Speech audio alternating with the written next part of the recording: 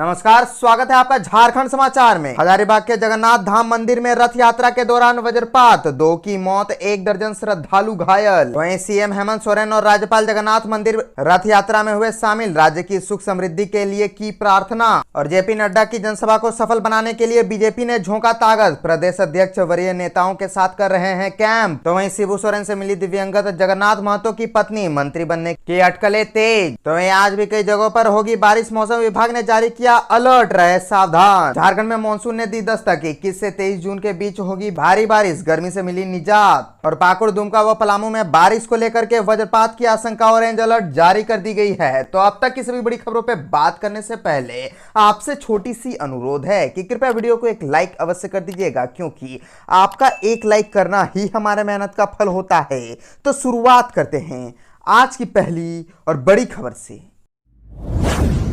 BJP प्रदेश अध्यक्ष दीपक प्रकाश का बड़ा खुलासा, बोले कार्यकाल से पहले ही गिर जाएगा हेमंत की सरकार। दरअसल बीजेपी के राष्ट्रीय अध्यक्ष जेपी नड्डा आगामी 22 जून 2023 को झारखंड आ रहे हैं। इसी दिन गिरिडीह में जनसभा को संबोधित करेंगे।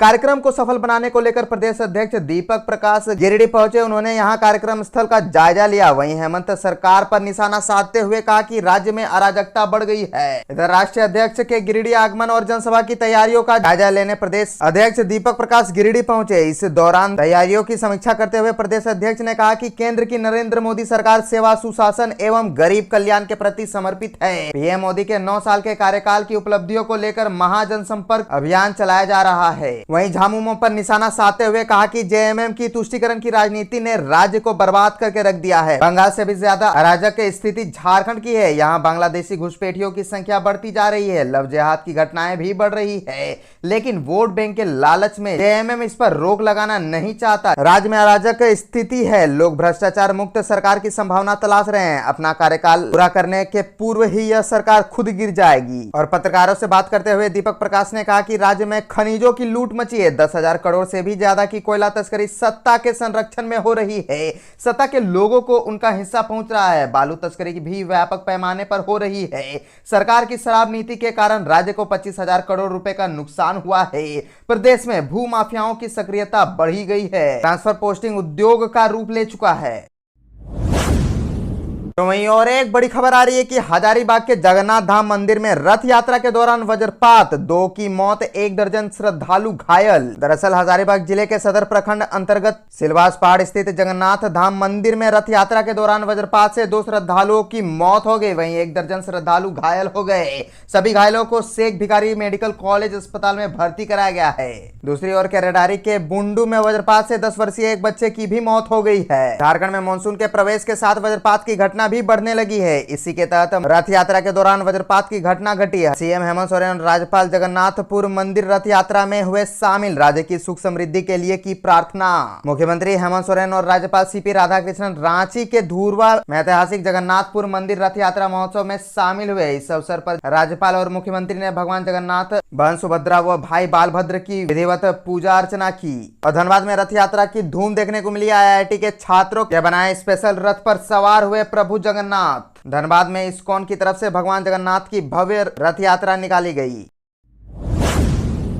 तो अब बात कर लेते हैं झारखंड के मौसम की। तो आज भी कई जगहों पर होगी बारिश, मौसम विभाग ने जारी किया अलर्ट, रहे सावधान। मौसम विभाग ने पाकुड़, दुमका व पलामू में बारिश के साथ वज्रपात की आशंका जताई है और इसको लेकर के ऑरेंज अलर्ट भी जारी कर दी गई है। दरअसल झारखंड में मानसून ने दस्तक दे दी है। मौसम विभाग रांची ने कहा कि अभी 1 से 2 दिनों में राज्य के दूसरे हिस्सों में भी मानसून पहुंचेगा। झारखंड के दक्षिणी पश्चिम मानसून की एंट्री हुई है। अगले 5 दिनों में राज्यों में हल्के से मध्यम दर्जे की बारिश की संभावना के भी कई इलाकों में बारिश हुई है। अगले 2 दिन में जमशेदपुर में भी व्यक्त की गई है। संथाल के इलाके जिसमें साहेबगंज, गोड्डा, पाकुड़, दुमका में मानसून का असर देखा जा रहा है। जामताड़ा और देवघर में भी मानसून प्रवेश करेगा।